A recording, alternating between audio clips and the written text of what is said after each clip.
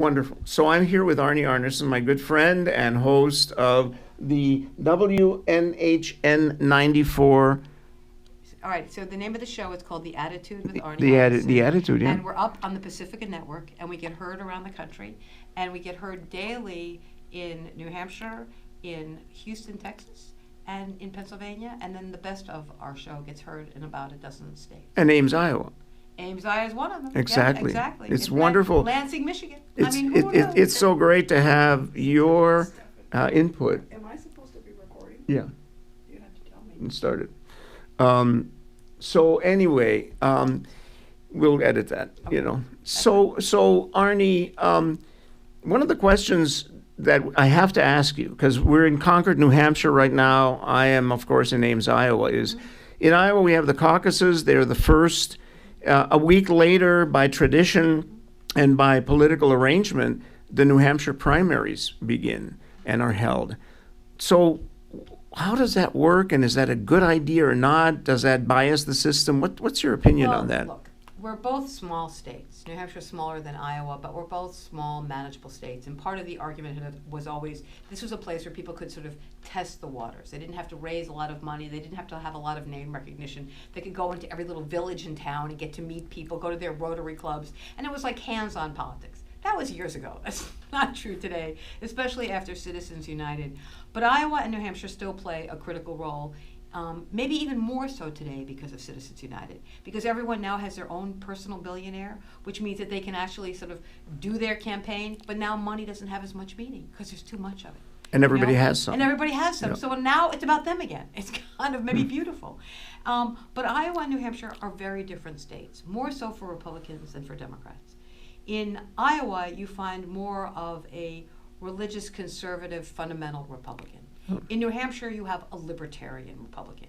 In New Hampshire, this state ranks number 2 in the country for the least churched in the United States. Wow. So as I always say, we both don't trust big government or big church. So candidates have to come here, and they don't necessarily have to embrace an evangelical approach to politics. Which they do in Iowa. They do in Iowa. Yeah, more and more, the absolutely. Republicans, yeah. But they have to be very economically focused and liberty focused, whatever that means. Yeah.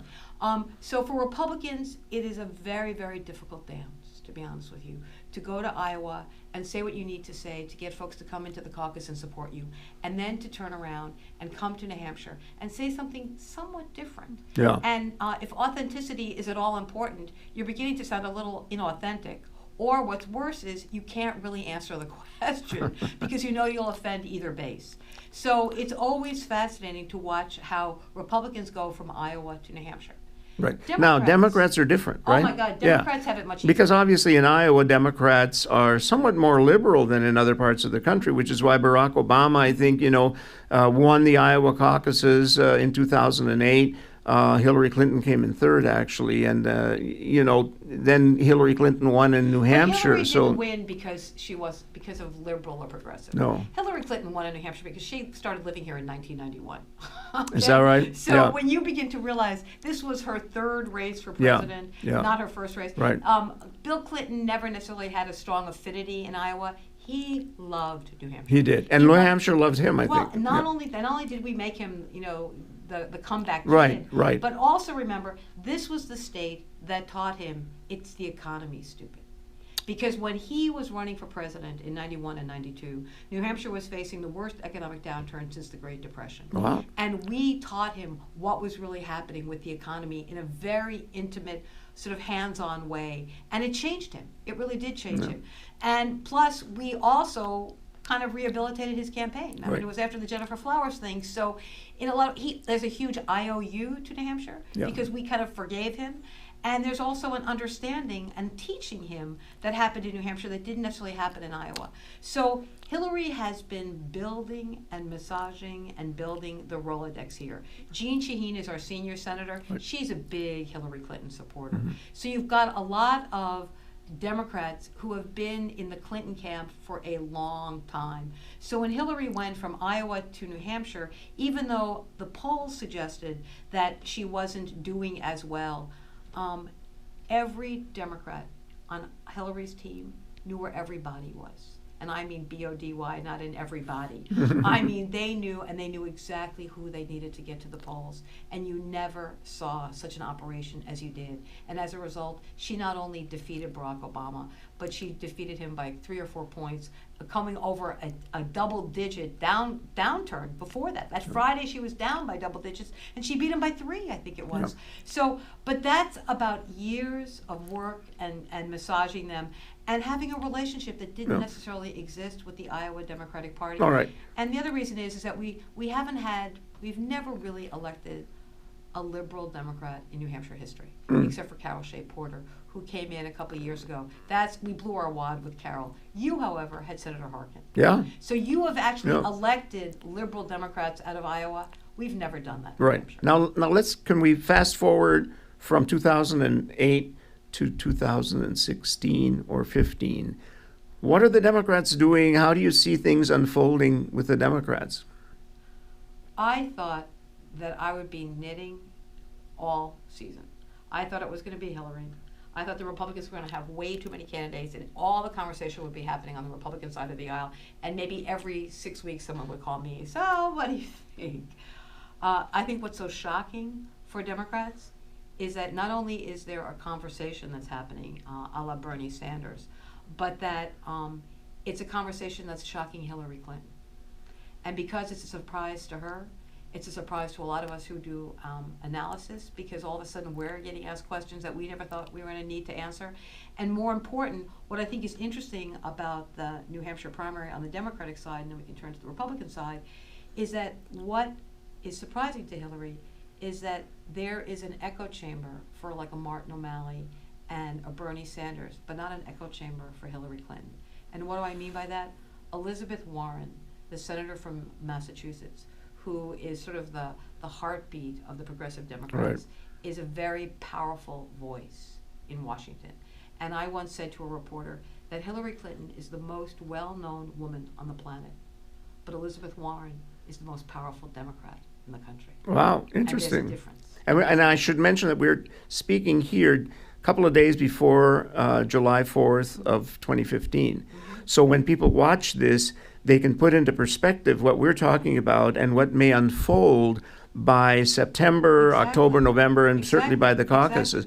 And I think what's important is you've been talking with me on the radio, and we're sort of smiling at Barack Obama, because we now know that in his last 2 years, especially with the wins in the Supreme Court just recently, and with Elizabeth Warren, and with a lot of things changing, with even what happened in Charleston has given him a voice.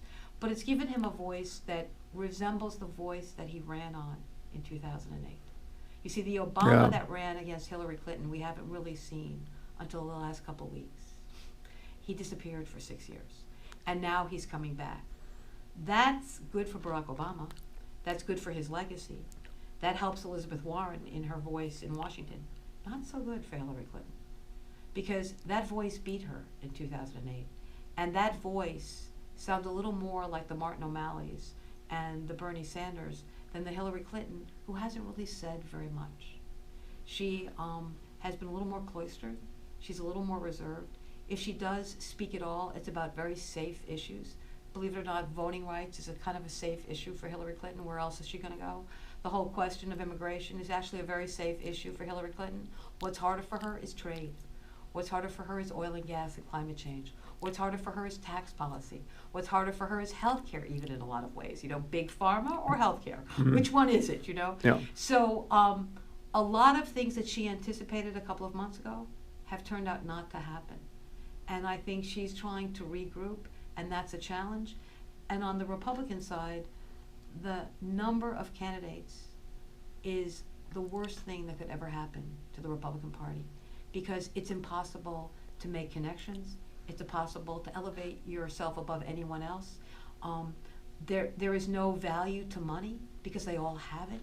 So you can't buy more ad time. There's no ad time to buy. You can't hire more staff because it doesn't make a difference anyway. And they're almost afraid too. And what you're really beginning to notice is there's a lack of leadership. Their response to the Confederate flag is a perfect example of how there was almost this group fear.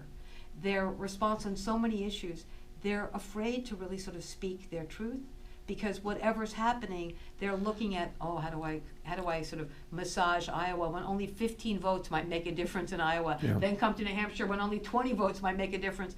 Well, when you're looking at that microcosm of numbers, then you can't lead a country, and you can't speak in bold ways. And it's really becoming a problem for Republicans, because until those debates begin to narrow the field, and then the real question is, who the hell is going to participate in those debates? Yeah. Is it going to be about ideas or about a clap-o-meter? You know, and frankly, you don't want a clap-o-meter to define and decide who your candidate is, because that's the worst candidate for the November We call it election. an applause meter in Iowa. Oh, yeah, well, that's right. Clap, clap. There are reasons why, yeah. Sure, But applause. all right, so the point is that this is the most congested, I think, Republican primary Ever. of people actually with some credentials. I mean, a lot of them have great credentials in terms of experience and so on. Donald Trump is a little unusual. Carly Fiorina is a little unusual. But so they are not But they're just a huge... self-funded.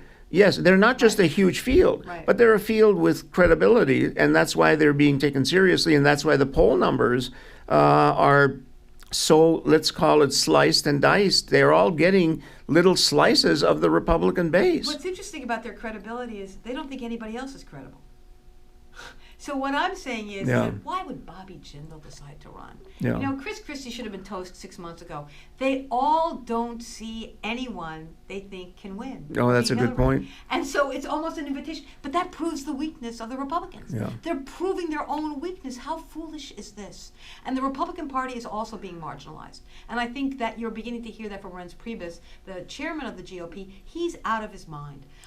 You know, he thought that Citizens United and all this money, they loved money. They loved checks with commas in them. They thought that was going to be the best thing that ever happened to the Republican Party, and now it's taking the power away from them. The Koch brothers is taking the power away from the GOP itself as an operation and as a party, and now all these different billionaires writing checks for different candidates means that they can't even institute anything in the way of control. So you have all these out-of-control people with a billionaire in their pocket saying things that make no sense, hurting the brand, hurting the party, and not setting it up for them to win in 2016. The worst thing that happened to the Republicans is money. Isn't that ironic? And the question is, how do you really feel about this, Arnie? Well, in a way, I'm kind of glad that it's come back to bite them in the ass. I'm really kind of glad because, in a way, someone once told me that you only need a requisite amount of money to run a campaign. Anything above that really is a waste. The problem is you now have too many people with a lot of waste because they have so much money. And instead of sort of spending your dimes and triaging your dollars and really focusing on campaign and focusing on people, you're not doing that anymore. And when we don't become important to the politician, then guess what? That politician can't figure out how to resonate and ultimately how to win. Arnie Arnesen, thank you so much. This is Steffen Schmidt, Dr. Politics, and just to prove that I'm actually in New Hampshire, I'm touching the sign right here. Yes, I'm in studio. Thank you very much. See you in the caucus MOOC.